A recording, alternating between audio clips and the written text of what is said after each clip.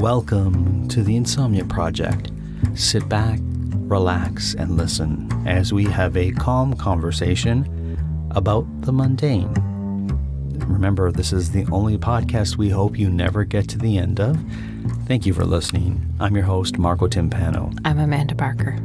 Amanda, I want to mention, I never mentioned this on the show, that our podcast is one of the podcasts to help people fall asleep that does not read a story. Mm-hmm. Instead, we have a conversation. Right. Some of the conversations people might find interesting, and if that's the case, just look at our catalog. There's got to be one that is less than fascinating for you, and hopefully that'll work. And if this episode is interesting, well, I apologize. But I wanted to ask you, Amanda, to look up and see the stars and tell me about the stars, because you are a fan of astronomy and stars, and I'm not. I'm not. Whenever we go somewhere where the stars are bright and wonderful, you're always pointing out, that's the belt of this, that's the... I don't see that as myself at all, but do you know why I do that? Because you know that it doesn't really interest me very much and you want to... No, but I didn't. But now I know that. Well, you're a stargazer. I suppose. You know, I'm perhaps I'm selling myself a bit short. My knowledge of stars is not wide or vast. There are people that are very nerdy and in love with astronomy. I would not say I fall into that camp. Nerdy in a good way. You're not disparaging people. No, that self-identify as nerds. For me, the reason, there's a few things at play. First off, I was in high school an immense fan of The Hitchhiker's Guide to the Galaxy. And I actually had, I've never told you this, but I had one of the books, or a section of the books anyway, on vinyl, like on a record, because it was a book that was originally, much like a podcast that becomes a book. Sure. It was originally a radio series for BBC. I see. And then I believe became books after that. Or the books happened and I can't remember, but I think it was the radio series first. Okay. And I found them very relaxing and loved them quite a bit and would listen. I got one at a sort of a hip record store about an hour away from where I lived, where I would go and check out whatever new music they had. And they happened to have it at one point. It was probably a resale, like a vintage thing. And I bought it, and I would listen to it every night. It was one of the things I would listen to every night.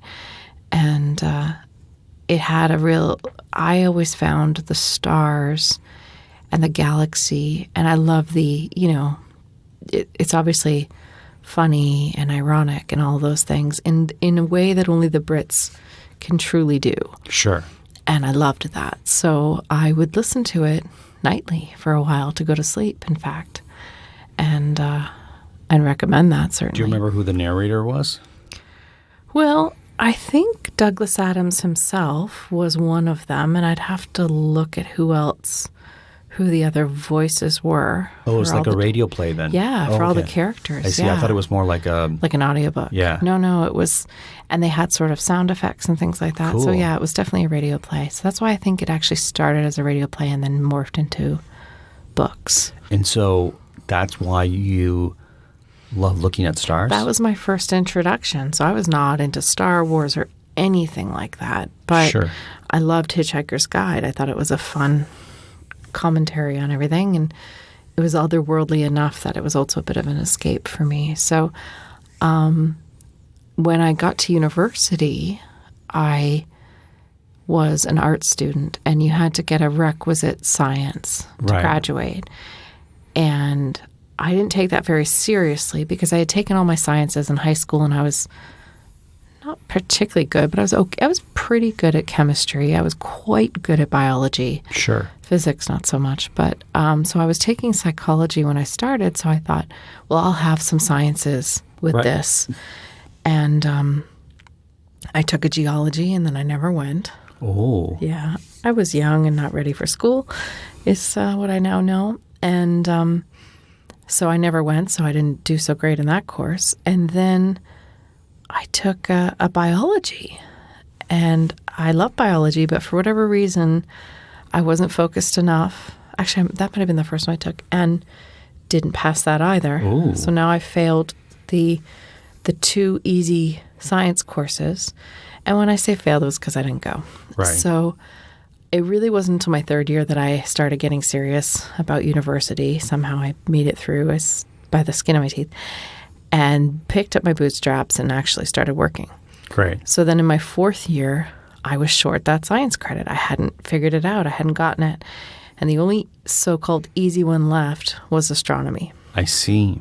So I took it, and I fell madly in love with it. I loved it because I am a very hands-on person. And unlike the other 2 classes in the science world that I tried to take, it wasn't all book.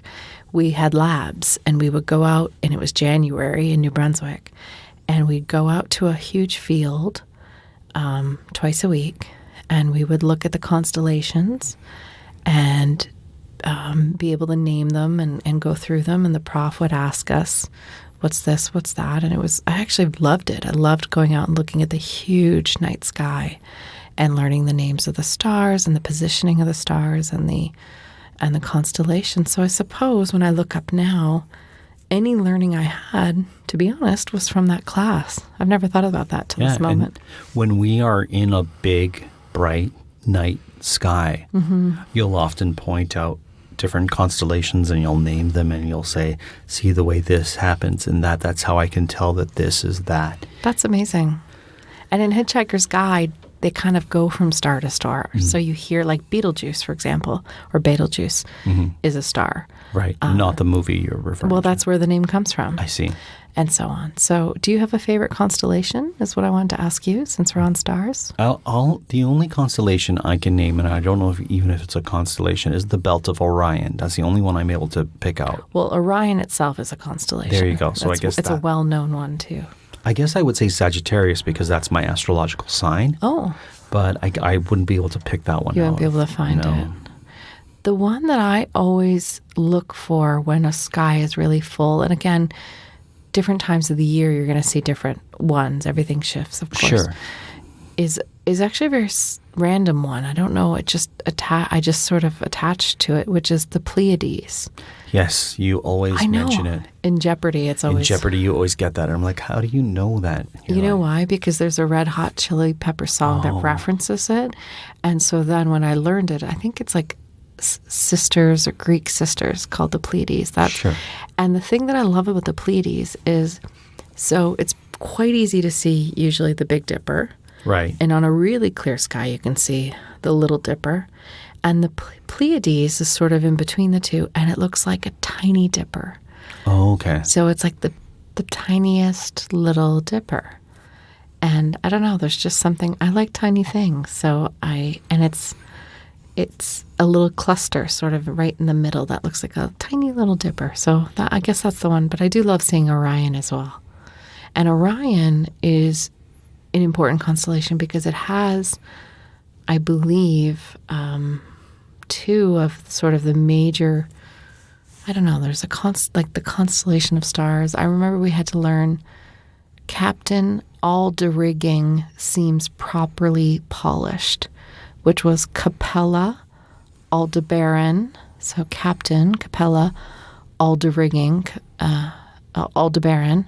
seems serious, properly, which I believe was, I'll have to come back to that, properly polished, and that would be Polaris. Okay. I don't remember why that's the order, but that seemed to be Propeller? I can't remember what that one is, but anyway. And then Betelgeuse is very close by. I see. So again, I'm not a astronomy whiz at all, but it's amazing to me when I think about all the learning I attempted to do, that the learning that probably stuck the most was going out into the field and looking up at the actual sky and learning that way. Have you ever looked through a telescope in that class, like a proper telescope to see proper? I believe we were given binoculars so that we could see colors of stars. Like some are red and some are blue, and you actually can see it on a really clear sky just with your own eyes, the different colors of the stars. I didn't even know that. Yeah, like Betelgeuse is usually, it's a pretty colorful star, more of a blue. Okay. And Polaris, which is the North Star, I believe, it's Sirius or Polaris? I think Polaris is the North Star, is a very white star. I think it is the North Star. Yeah, and that's the one, everybody follows and stuff. Sure. So that's a very, very bright white star compared to like Betelgeuse. Did I ever tell you the time I had to learn how to use a sextant? No, I don't know what that is. A sextant is a device that mariners would use to measure the distance of the stars. Oh, wow. Then they would refer to a book that would tell them where they were on the planet based on the measurements. It kind of looked like you've seen this device before, because when you see it, it has a particular look, almost like a compass, a metal compass that can unfold and move. Oh, fascinating. And it has like a scope on it too. Amazing. And so I was in a film where I was the second in command of a blimp. Okay. Okay, so that was my role. I was like... We're talking about a lot of old stuff, I guess. Yes, using a sextant is an old thing, right? Old-timey things. So this Mariners. This was in the 30s, 40s. This was it took place in the 1940s, if I'm not mistaken. What character were you? My character's name was Adalberto Marino. Beautiful. Okay, and it's based on a true story. Based on a true story, and so I was this second in command on this blimp, and so the blimp. Can you go in a blimp? No, you don't go inside the blimp part. There's a little like front part. No, like in the middle part. There's a little cabin kind of thing. Like a hot air balloon. Kind of, but it's more like a. It's more like a proper cabin that you could be in. Right in the middle of the blimp? Yeah, that kind. Not in the middle of the blimp, but hanging. So if you look at the middle of the blimp, underneath the middle part, okay, there's usually a little. Like a hot air balloon. But it's not a wicker basket. Well, no one's saying that, but it's a piece that you're hanging from. What's the difference between... You're not hanging from it. You're in an actual cabin. Okay. What's the difference between a blimp and a Zeppelin? I think one is the German name or the German version, and it was filled with hydrogen. Okay. Is a Zeppelin, I think. Okay. So you're in a blimp. Okay, let's just set this straight. I'm not a blimp expert. I just played one. I'm not an astronomy expert. I just played one in a movie once. Mm-hmm. And so it turns out this blimp doesn't land properly, has a little crash. And so I, with my radio guy, use a sextant to figure out where in the Arctic we've crashed. Oh, I see. So what happened was as you're like swimming, or no, we were like on snow in the wicker basket. It was never a wicker basket. So I had to take a course on how to use a sextant. A whole course? Yeah, because we had to make it look like we knew. Who's teaching that course? It was a video of Week 1, the rhyme of the ancient mariner. Week 2, using a sextant. No, Week 3, the difference between a blimp and a Zeppelin. So this really rich guy, I can't remember his name, but one of these really rich guys. Warren Buffett. No, like Warren Buffett taught me how to use a sextant. That's an awesome short story, if ever there was one. No, it's like some wealthy British. Stop laughing. I know, I get in trouble for. No, you don't get in trouble. There was one reviewer, it's like, they're too funny, and that's fine. Yes. Because we're plenty not funny on many other episodes. You have about 1 million episodes of this podcast. We are not intentionally funny, but anyway, so we watched a video where the son of a very wealthy man taught us how to use a sextant. Warren Buffett's son. No, it wasn't Warren Buffett. It was a British guy. Okay. I can't remember. Sir Conan Doyle. Sure. His son taught us how to use a sextant. So we learned how to use a sextant. And that's all I can tell you. If we were stuck somewhere. So it was you and all the other actors? It was me and my good friend Mark DeAngelis, who was playing the radio guy. Amazing. And we had fake beards on our faces. Oh my gosh. And it was filmed in August. It was so hot. I would love to watch that. It was so hot. And we were in the Arctic in the scene. So they had salt to represent snow. Oh my God. And it was so hot, Amanda. Anyway, so that was my foray into the stars. That's as far as you forayed. Yeah. I have a question for you. Sure. Top 3 night skies. Well, when I went to Muskoka once, to meet some friends by a fire. So Muskoka is a area north of Toronto, for our listeners who aren't local, that has a lot of waterways and cottages and I want to say islands. Is that right? Or Yeah, there's islands in the lakes. right. Yeah. So it's a very It's lake country. lake country, and it's north. And so I went to go meet some friends of ours, or friends of mine, at a campfire, and I saw the Northern Lights? Northern Lights, The aurora borealis. Yeah, By the way, that's what I did my paper on. My final paper in astronomy was on aurora I borealis. didn't know that. Yeah, I did. That was my final. It was actually the final paper that I wrote, I think, for all of my university. How'd you do on it? I did really well on it. Yeah. What do you remember I did both about- the aurora borealis. There's the northern and actually southern lights. Right, I think I did it on both. I don't really remember. they're very green. Yeah. It's very green and very soft and floaty. I've never seen them, and I've always wanted to. Yeah, I once saw them from my bedroom window. One That's late crazy. night. Yeah, And it I've was- lived more north than you, but I've never seen them. So Muskoka is sky number one for you. Yes. Is bedroom window sky number two? No. I would probably say somewhere in Europe. I'm sure I looked up at the stars and it It's was very gorgeous. specific. Yeah. I'm That's just trying to nice. think. Well, I can tell you mine. Okay. Number one of all, maybe I'll count them backwards. So number 3, New Brunswick. Beautiful open sky, not too much light. Beautiful skies in New Brunswick. Number 2, when we worked on cruise ships, we would be in the middle of the Caribbean and you'd just be, or even the middle of the Atlantic actually, coming back from Bermuda. And it would just be you on the bow of the ship at 3 a.m. looking up at this magnificent sky. You once made us lay Yeah. at the stern of the ship, or the front. Is the stern the front? The bow of the ship? The front part. The nose of the ship, like as aft, starboard, somewhere, like right at the tippy nose of the ship. the You made us, stern. I think it is the stern. yeah, you made us lay there and look up as we were traveling across the ocean. It was pretty cool. Beautiful, yeah, right? yeah. I mean, to be honest, I got bored after a while, but Yeah, well. And then the number one sky, the most magnificent sky I've ever seen in my life, was in Boracay in the Philippines. oh wow, It was the clearest, it was impossible to look at that sky and not see several shooting stars at once. You saw everything in the universe. It was so dark sure. and magnificent in the Philippines. Yeah, beautiful. I guess my favorite starry sky is in Van Gogh's Starry, Starry Night. Yeah. That would be not mine. Seeing that in the museum in Chicago. That was New York, but yeah. Exactly. That's probably my favorite starry. Really? I love Van Gogh. It's one of my favorites. I think it's a cool painting.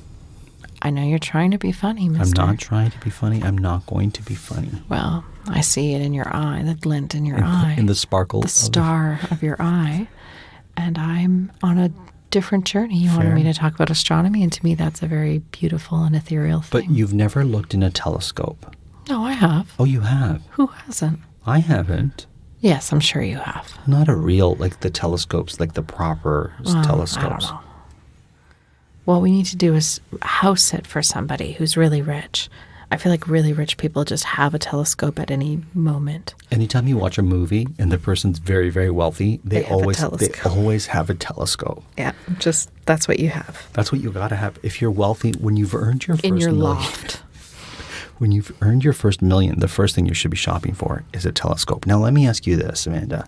With regards to the sky and the stars and things telescopically speaking, have you ever seen a star when it's no longer night but day, a day star? Yeah, of course. Oh, you have? Okay. Everyone has the North Star for sure. Polaris makes its presence known sometimes. Same Does as it? the moon, yeah. Yeah, but the moon's not a star. Okay. I've seen the sun. Oh, it's true. That's a star. Yeah, the sun is a star. Yeah, but I know that's not what you mean. No, the North Star, Polaris, you can see often in the day. No, I don't know about like daybreak, like midday, like 2 p.m., but certainly in the morning you can, yeah, for sure. What about Venus? Have you seen Venus in the night sky? I don't know. I mean, I have seen Venus and I've seen Venus through a telescope. Oh, you have? Okay. Yeah, and that astronomy, I feel like I should go back to university and just take this astronomy class that was laughed off as a joke, because now I'm realizing what an effect it had on me. I guess. It was also at that point the only class I was doing that wasn't, I was very immersed in English literature and drama at that point. So it was a very different type of class. Yeah, I don't even remember who my prof was, but it certainly seems like you got a lot of that. Maybe I should do a continuing ed astronomy class just for fun. That might be fun. Sure. I was always thinking I'd do a pottery class, but maybe astronomy is what I want to do. You could do a pottery class that incorporates astronomy in it. Imagine having a bowl. When you look inside, you see the night sky. Okay, I'm not sure if I'm that talented in either profession. Either discipline. Yeah. Fair. Speaking of pottery. Mm-hmm. Oh, we have some pottery. Great pottery throwdown to watch. We have like the last episode to see who wins. Mm-hmm. We're really into that kind of stuff. Very into it.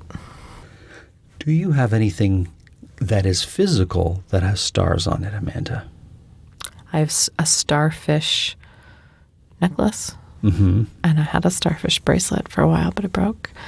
But that's probably not what you're asking. How about you? No, I don't have any starry things. I was in a play that I co-wrote, called Release the Stars. That's true. And so I think you got me something. Well, I got you that necklace that had a star, that had like your constellation on it. It had Virgo. Is that, stars. you got me that for that? I have that, but I didn't think it was for that. I thought. Oh, I think I got that for your birthday. Yeah, but I think you did get me a star bracelet or something, which I do have as well. You buy me a lot of jewelry. I do. I don't mind it. I love it. Yeah, that show was called Release the Stars. And the star shape was a big influence in that play because it was about what we call stars, which were famous people in pop culture. It was also about things that are star-shaped. Right. Do you like the shape of a star? Like, do you like the star shape? Yeah, I do. But how do you make your stars? Oh, yeah. I make them like the continuous line? Yeah. Whereas you don't do it like that. You do it more like the Star of David, right? You do 2 triangles. No, I used to. Okay. When I learned how to do that, I thought that was a fun thing to draw on notebooks for a while. But no, I do a proper star. I actually I love drawing stars. It's when I doodle, it's one of the things I doodle. I'll do like a row of stars, several rows of stars. Yeah, I do like star-shaped things. I doodle fish. I think I like astronomy more than I realized is what has happened today. You do like astronomy quite a bit. I didn't think I did at all. And now that we're talking about it, I think I feel quite in awe of the night sky. And it's pretty great to be in a place that doesn't have a lot of lights. Yeah, that's what and you get to see the you're stars. After. Yeah. Remember the blackout back in 2004, was it? Yeah, that was incredible. We had a blackout in Toronto, and so all across the eastern seaboard of North America. That's right. And so you could really see the stars in a city where you don't really see the stars, which made it very neat. Oh, it was a beautiful, for anybody who's drifting off to sleep and remembers that day, or maybe imagine that day if you don't, sort of walk through just an evening without any electricity in a city, because that's what it was. I was on top of the roof of my apartment with my roommates. We were barbecuing everything out of our freezer because we didn't have electricity, like everybody was. All the ice creams, every store was just giving away its ice cream because nothing could stay cold. Sure. And I'll never forget watching people in suits try to walk home, and a lot of them had an hour commute by car. Right. So they were just trying to find anything they could, but even hotels, you couldn't. I mean, it was cash only. It was watching the world shut down in kind of a beautiful way. Yeah. And the starry sky that night was just incredible. Well, imagine having a pint of ice cream and looking up at the stars and enjoying a nice cold ice cream on a hot day and seeing all the stars in the sky. That sounds really wonderful. It doesn't have to be ice cream, a cool drink. Sure. Or just the air. It was almost exactly, 18 years ago. Isn't that interesting? From this week, in fact. Yeah. It was a beautiful kind of magical weekend, and a lot of people didn't have power for the next few days. Like, it didn't all come back at once. Yeah. I remember I was going to go camping, and it was, do we have enough gas to get to the campground? Right. And, and if we get to the campground, will it even be open? And it was before smartphones, too. Sure. So yeah, it was quite a magical time to just shut the lights off on the world. I think that's one of the reasons people love going camping, because you get to see all the stars, and you get to sleep under the stars. Yeah, for sure. Well, I hope wherever you are, the stars shine on you this evening as you make your way to sleep, as Amanda sends her final yawn out to you. I'm ready for sleep, for right. sure. Well, that's where we're heading, so I hope you've already headed there. And until next time, we hope you were able to listen and sleep.